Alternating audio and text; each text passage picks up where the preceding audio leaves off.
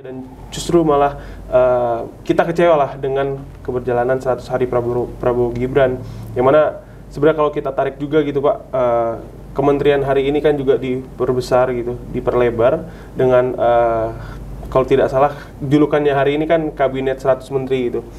Yang mana alasan kabinet 100 menteri ya. Kabinet 100 menteri yang alasannya ini untuk mempercepat pertumbuhan ekonomi, ini caranya untuk menjadi solusi atas permasalahan-permasalahan beragam sektor gitu. Tapi yang kita lihat hari ini malah justru berbanding terbalik gitu Pak. Dengan adanya kementerian yang cukup besar, dengan adanya potret-potret kegiatan-kegiatan yang mereka lakukan, justru kita lihat tidak ada bedanya dengan sebelum-sebelum. Narasi ataupun kabinet Prabowo Gibran ini kan bukan yang merubah Pak, tapi kan melanjutkan. Sebenarnya kan kalau kita lihat apa yang perlu dilanjutkan gitu dari kabinet Pak Jokowi sebelumnya, ya malah terlihat hari ini justru terlihat 100 hari Prabowo Gibran itu sama saja dengan kabinetnya Pak Jokowi gitu. Artinya kita lihat juga apakah memang ini ada upaya militerisasi kembali, yang mana nanti juga berdampak pada hari ini pemerintahan yang lebih otoriter. Nah itu yang kemudian kita takutkan, melihat juga bagaimana dana-dana untuk TNI keamanan, kemudian juga polisi juga tidak diefisiensikan gitu.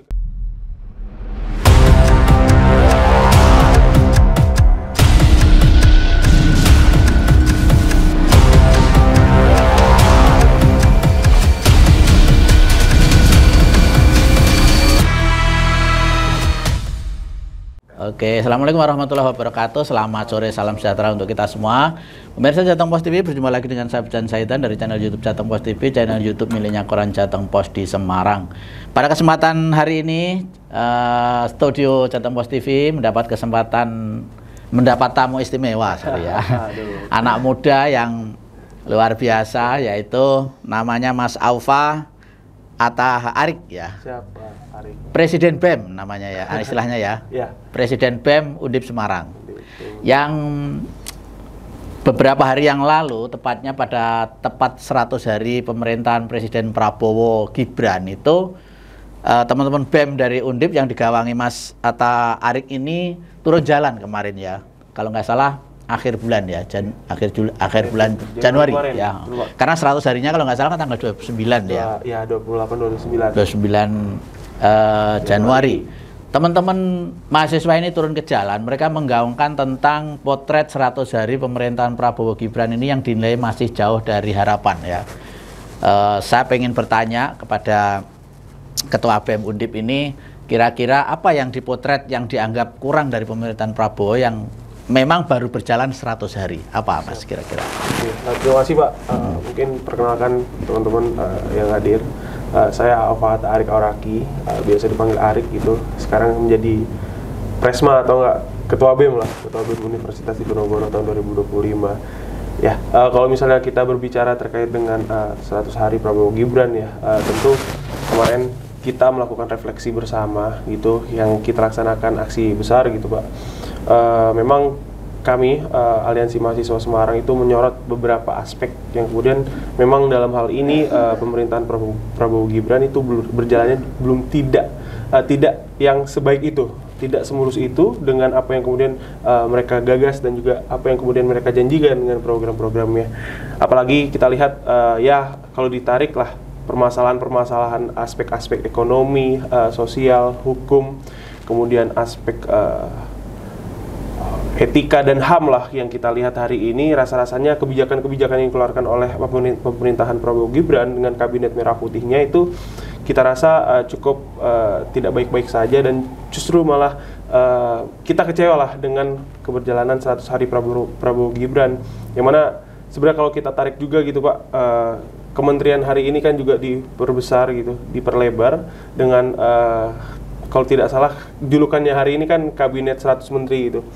Yang mana alasan kabinet 100 menteri ya. Kabinet 100 menteri yang alasannya ini untuk mempercepat pertumbuhan ekonomi, ini caranya untuk menjadi solusi atas permasalahan-permasalahan beragam sektor gitu.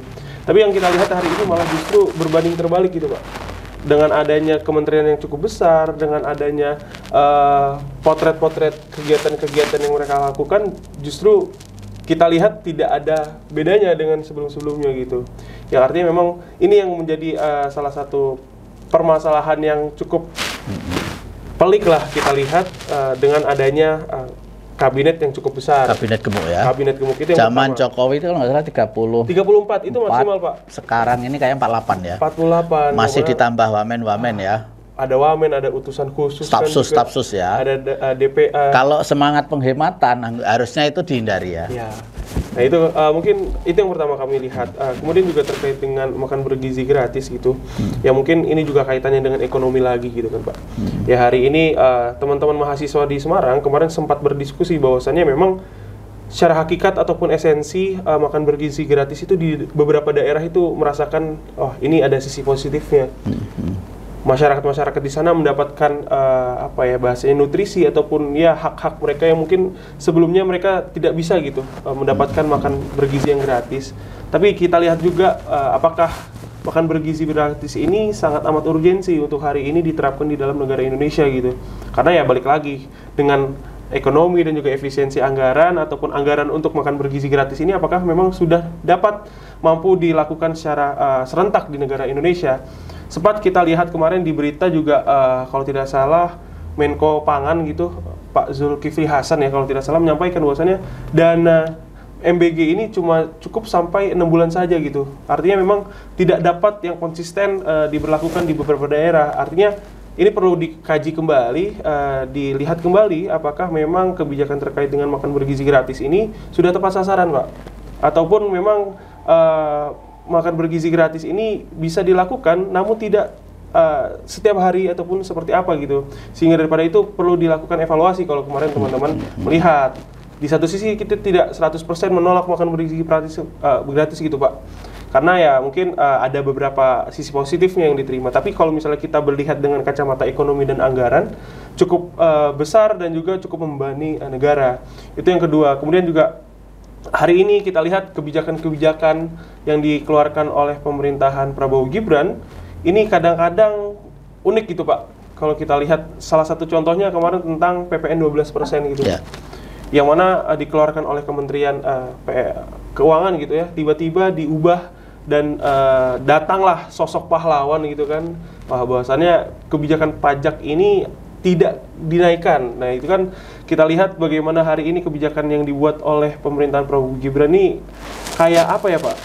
Coba-coba gitu loh. Uji coba Uji coba kebijakan gitu. Itu yang pertama tentang pajak. Yang kedua tentang gas 3 LPG mungkin. Iya. Kita tahu bersama kemarin LPG yang ribut juga rakyat ya. Ribut juga bagaimana hari ini rakyat-rakyat itu merasakan kebijakan terkait dengan pembatasan ataupun ya apa ya? Pemberian gas 3 LPG ke sub-sub pangkalan, tidak ke kemudian ke beragam-beragam apa ya namanya itu kelontong-kelontong gitu ya, di pengecer daerah pengecer itu tidak boleh lagi. Ya. Nah, tapi di satu sisi kebijakan itu diubah secara tiba-tiba bahwasannya ya gas 3 LPG sudah bisa dijual ke masyarakat secara umum gitu. Nah itu kan kelihatannya kebijakan-kebijakan Prabowo Gibran hari ini tidak jelas arahnya akan seperti apa. Dengan matang. Betul. Ya. Bagaimana hari ini kebijakan publik yang dibuat oleh pemerintahan Prabowo Gibran itu juga ya kita lihat tidak sesuai dengan AUPB lah, asas-asas umum pemerintahan yang baik. Mungkin kurang lebih itu, terus juga masalah HAM lah bahasanya hari ini kan janjinya Prabowo itu juga akan menyelesaikan pelanggaran HAM salah satunya, tapi kita lihat pula hari ini malah justru banyak korban-korban pelanggaran HAM lagi gitu yang baru salah satunya contoh kalau di Semarang sendiri kan ya pihak kepolisiannya kita tahu bersama lah dengan penembakan yang secara semena-mena kemarin juga dari Gama, terus ya aksi-aksi yang ada di Semarang Raya ini kan juga seringkali kita mendapatkan represif, ada yang luka-luka, ada yang sampai sesak nafas dan sebagainya. Itu kan menunjukkan bagaimana hari ini pendekatan pemerintah terhadap hak asasi manusia itu justru tidak sesuai dengan janji-janji yang sudah disampaikan. Kalau terkait dengan korupsi juga mungkin Pak, ya hari ini janji-janji untuk memberantas korupsi dan lain sebagainya belum terlihat gitu titik terang dari kabinet merah putih atau pemerintahan Prabowo Gibran terhadap ya bagaimana ketegasan pemerintah hari ini terhadap kasus-kasus korupsi ataupun ya pejabat-pejabat yang korupsi hari ini. Mungkin kita tahu sendirilah Harun Masiku yang belum ketemu dan sebagainya, itu kan salah satu bukti bagaimana hari ini pemerintah belum mampu untuk menyelesaikan permasalahan terkait dengan kasus korupsi.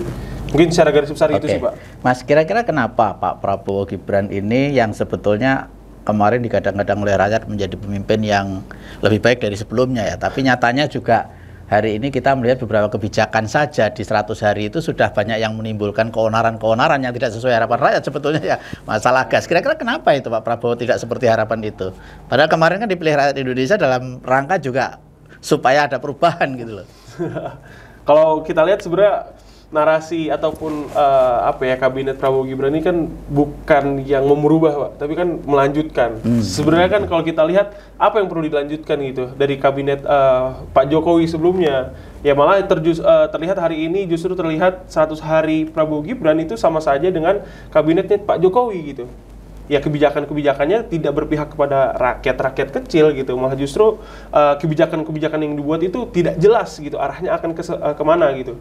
Nah ini kita rasa juga kemarin teman-teman mahasiswa ketika memang melihat hadirnya pemerintahan Prabowo Gibran itu, kita justru malah bukan yang kagum dan juga bangga gitu, Pak, melihat bagaimana Prabowo Gibran akan berkuasa, tapi justru kita malah khawatir gitu, Pak, bagaimana pendekatan pemerintahan Prabowo Gibran terhadap mahasiswa, terhadap isu-isu gitu kan, pendekatan militaristik yang kemudian mungkin saja terjadi gitu kan. Nah itu yang kemarin kita takutkan sebenarnya, Pak. Bagaimana bukannya mereka bisa menjadi jawaban atas keresahan masyarakat, tapi malah justru menjadi ketakutan bagi masyarakat. Ketakutan baru ya? Ketakutan baru. Ya mungkin bagaimana ya pendekatan militaristik dari Pak Prabowo itu juga diterapkan ke dalam kabinetnya. Salah satunya kemarin kementerian yang retreat ke daerah Magelang kalau tidak salah, pun nanti juga pilkada, setelah pilkada ini kan terpilih kepala daerah itu juga akan retreat ke pola-pola militer ya. Pola militer. Nah itu kan karena beliau mantan tentara juga ya.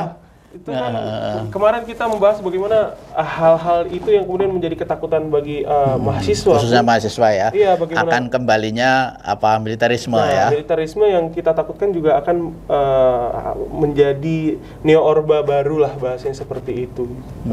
Jadi jejaring militer itu kan memang yang kita lihat bersama. Pak Prabowo mencoba untuk memaksimalkan ya, khususnya dalam program MBG ya. MBG juga saat ini ya, karena masih secara bertahap barangkali ya, itu juga melibatkan banyak tentara ya, Kodim, Korim.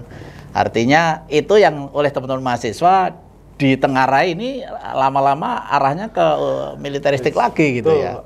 Ada trauma di situ ya.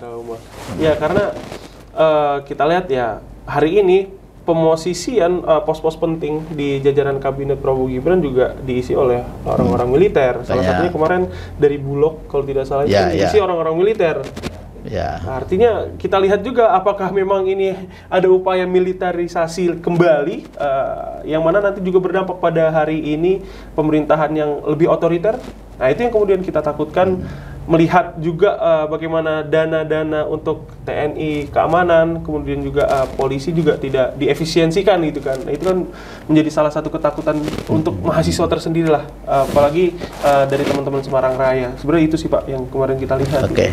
Oke. Dan hari-hari ini teman-teman mahasiswa membawa isu itu untuk ke depan yang mungkin akan secara masif akan disikapi terus ya.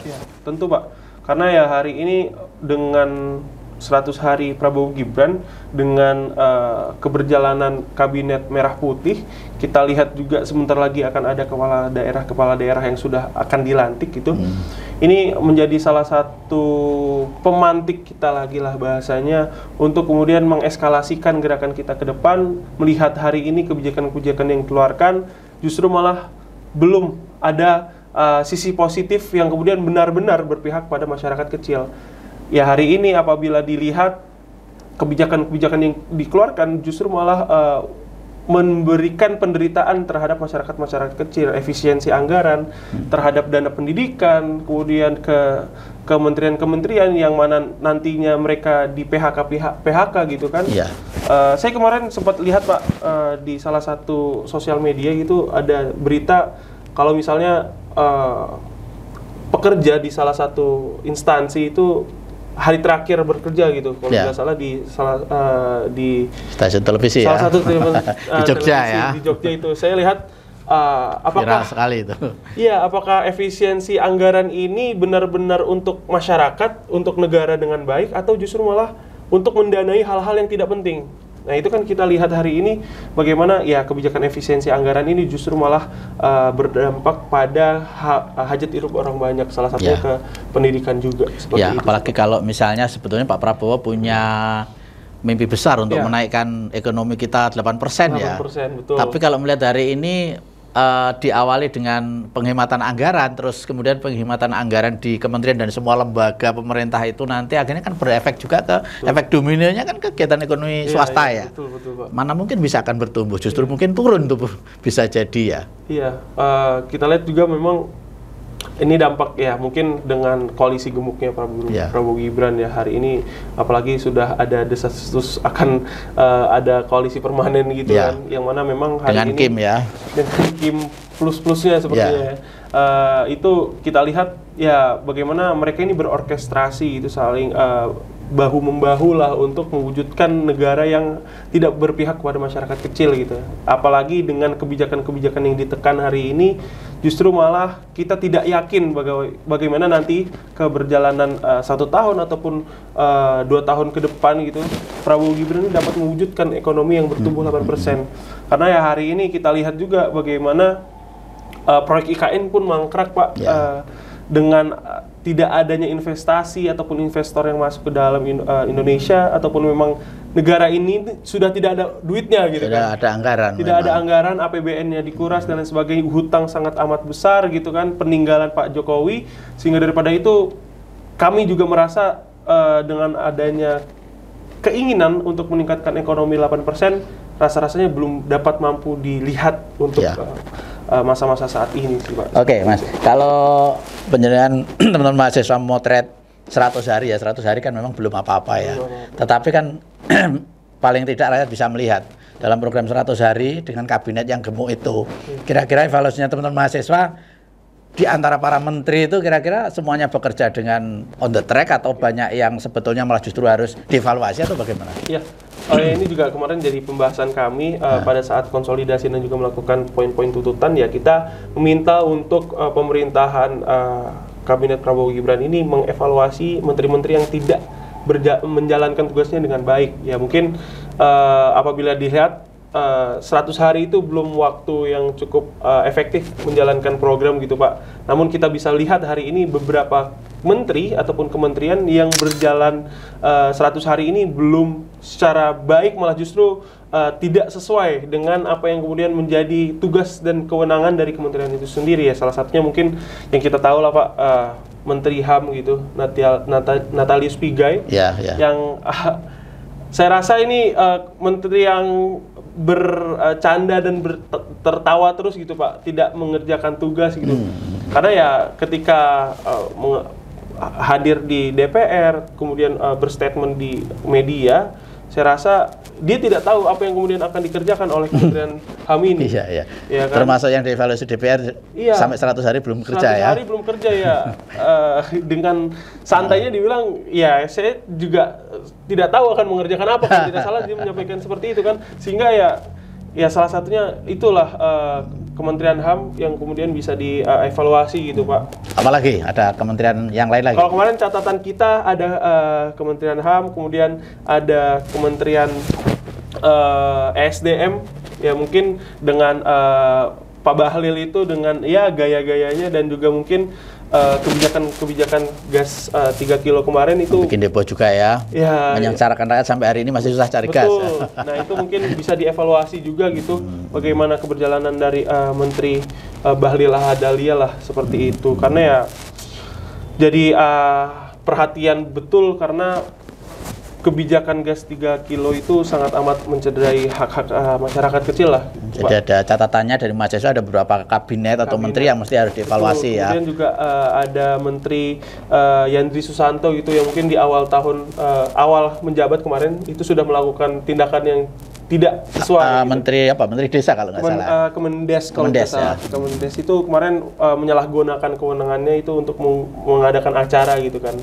Nah sehingga ya itu kemudian perlu dievaluasi. Sebenarnya bukan hanya jajaran menteri sih Pak, kayak utusan khusus presiden hari ini ya Raffi Ahmad lah apa ya gitu yang dilakukan Deddy Corbuzier yang lagi rame ya. Ya Deddy Corbuzier yang diangkat menjadi staf sus juga kan rasa-rasanya penempatan Pak Prabowo terhadap menteri-menterinya itu ataupun jajaran yang setara gitu kan perlu dievaluasi gitu. Apalagi mungkin satu kementerian yang bisa dilihat dan juga dapat dievaluasi juga Kementerian Sains dan Pendidikan Tinggi gitu. Oh ya, yang bikin Satrio Bojonegoro kalau tidak salah kemarin. Bikin onar juga ya. Bikin onar di kementeriannya sendiri ada demonstrasi karena memang diisukan dia melakukan kekerasan kepada stafnya gitu kan. Ya itu yang kemudian menjadi catatan dari teman-teman mahasiswa kemarin lah pada saat kita membahas 100 hari keberjalanan kabinet Prabowo Gibran. Minimal nanti berjalan 6 bulan sudah harus benar-benar ada evaluasi ya. Ya kami kemarin pada saat aksi menuntut bahwasannya minimal 6 bulan keberjalanan kabinet itu sudah dilakukan reshuffle terhadap menteri-menteri. Karena ya hari ini kita lihat di 100 hari saja sudah banyak catatan buruk untuk menteri-menteri terkait gitu. Sehingga ya 6 bulan bukan menjadi salah satu alasan untuk kemudian melakukan reshuffle. Atau malah justru Pak, bukan hanya reshuffle sebenarnya. Mengurangi jumlah kementerian itu juga bisa dilakukan pada saat 6 bulan keberjalanan Prabowo. Jadi evaluasinya tidak sekedar reshuffle, tapi kalau bisa justru dihapus saja kementerian. Mengurangi jumlah kementerian supaya menyesuaikan kemampuan anggaran negara ya. Karena hari ini salah satu hal yang kemudian menjadi permasalahan terkait dengan efisiensi anggaran yaitu bagaimana jumlah kementerian hari ini terlalu banyak ya. Padahal kalau misalnya kita lihat dengan beberapa kementerian itu bisa dijadikan satu, dilebur karena memang satu arah yang kemudian bisa dilakukan bersama gitu Pak. Sehingga kayak bagi saya sendiri gitu melihat bagaimana kabinet Prabowo Gibran bukan hanya untuk mereshuffle kementeriannya tapi justru malah bisa kemudian melebur ataupun menghapus kementerian karena itu diatur di dalam Undang-Undang Kementerian Negara yang baru juga. Kalau tidak salah juga di dunia itu saat ini memang sama-sama sedang merampingkan kabinet sebetulnya semangatnya yaitu efisiensi. Misalnya kayak yang kita baca itu di Vietnam. Vietnam itu dari 30 menjadi 24 kementerian ya. Harusnya bisa dicontoh ya kalau memang semangatnya efisiensi ya. Jadi kementerian itu tugasnya menjalankan sistem pemerintahan, menjalankan tugas-tugas dalam ranah pemerintahan, bukan kementerian ini menjadi wadah bagi presiden untuk memberikan kue-kuenya. Bagi partai pendukung. Partai pendukungnya itu ini salah satu resiko koalisi partai besar ya. Partai besar, Kiples, sehingga itu yang kemudian kita lihat permasalahan hari ini di 100 hari Prabowo Gibran salah satunya itu. Jadi blunder. Padahal yang membuat Inpres nomor 1 2025 tentang penghematan itu Pak Prabowo sendiri ya. Pak Presiden sendiri. Harusnya penghematan dimulai dari sana ya. Bukan Inpresnya diberlakukan di seluruh kelembagaan di pemerintahan sampai ke daerah, tetapi justru yang di pusat itu masih belum melakukan gitu ya. Harusnya diberi contoh ya supaya daerah juga bisa mengikuti itu sebetulnya. Oke Mas, tetapi kan apapun saya kira pemerintahan Prabowo Gibran 100 hari ini mungkin ada baiknya lah ya, ada positifnya. Kalau menurut mahasiswa apa? Iya, kalau misalnya kita lihat kita harus fair gitu Pak. Dalam 100 hari kerja kabinet Prabowo Gibran, tentu tidak semuanya kebijakan itu yang dikeluarkan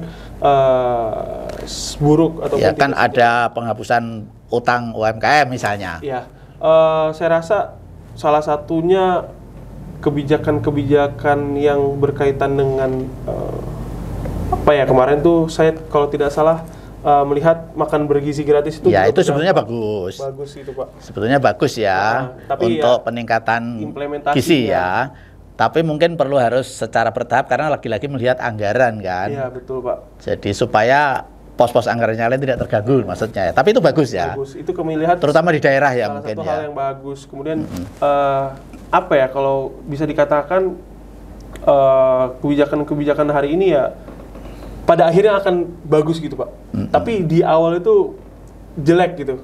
Gimana ya kita membungkus kebijakan yang dihadirkan pada saat awal oleh kabinet Prabowo Gibran itu justru diresistensi oleh masyarakat. Tapi ketika itu sudah resisten, pasti akan dibetulkan kebijakannya sesuai dengan kemauan rakyat. Nah itu kan jadi uji coba ya. Uji coba. Nah itu yang kemudian kita lihat. Itu kalau masyarakat bereaksi, kalau tidak mungkin jalan terus ya. Ya. Tapi kalau kita lihat juga ya 100 hari Prabowo Gibran tidak banyak Pak. Sebenarnya hal-hal yang cukup baik juga dalam keberjalanan. Karena ya mau apa hal yang buruk itu malah dilanjutkan gitu kan dari kabinetnya Pak Jokowi dilanjutkan oleh kabinetnya Prabowo Gibran. Sebenarnya kan itu yang kami lihat kemarin. Ya secara politis memang mungkin orang bisa maklumi bahwa Pak Prabowo ini bagian dari Pak Jokowi ya. Tetapi lagi-lagi ya kalau sudah bicara kebijakan itu ya harusnya paling utama itu adalah untuk kepentingan rakyat ya. Rakyat. Oke Mas, kalau kita melihat juga dengan koalisi gemuk dari Kim plus ke Pak Prabowo ya itu kan sebetulnya nyaris hanya satu partai yang posisinya adalah oposisi harusnya yaitu PDIP ya. Tapi rasa-rasanya juga rakyat melihat dari hari ini kayaknya mungkin ya PDIP sendiri juga dalam rangka penjajakan apakah sekaligus akan menjadi bagian dari kekuasaan sehingga nanti nyaris 0% tidak ada oposisi di DPR RI Pak. Mas. Kira-kira mahasiswa melihat seperti apa kalau itu terjadi kira-kira? Kekuasaan ini kan seperti apa ke depan? Iya, tentu dalam konteks negara demokrasi kita tidak bisa melihat bagaimana hari ini pemerintah itu bergerak tidak ada oposisi gitu Pak. Karena ya kita lihat juga adanya checks and balances dalam pengeluaran kebijakan diperlukan oposisi dalam keberlangsungan pemerintahan bernegara. Namun kita lihat hari ini upaya-upaya dari Pak Prabowo untuk mengajak PDIP untuk menjadi salah satu bahasanya rekanan di dalam koalisinya. Ya bermitra. Masih terus dilakukan itu Pak. Tapi kita lihat juga bagaimana hari ini ketegasan dari PDIP gitu kan untuk mereka dari awal menyampaikan akan menjadi oposisi tetap gitu. Tentu kita dari mahasiswa berharapnya sih dari elit-elit partai di sana hadirlah sebuah oposisi gitu dalam bernegara karena ya pada akhirnya ketika memang nanti kebijakan dikeluarkan perlu ada check and balances. Namun hari ini ya kita berharap ada gitu Pak. Mau siapapun itu dari PDIP atau Nasdem atau partai-partai yang lain tentu harus ada oposisi dalam segi pemerintahan.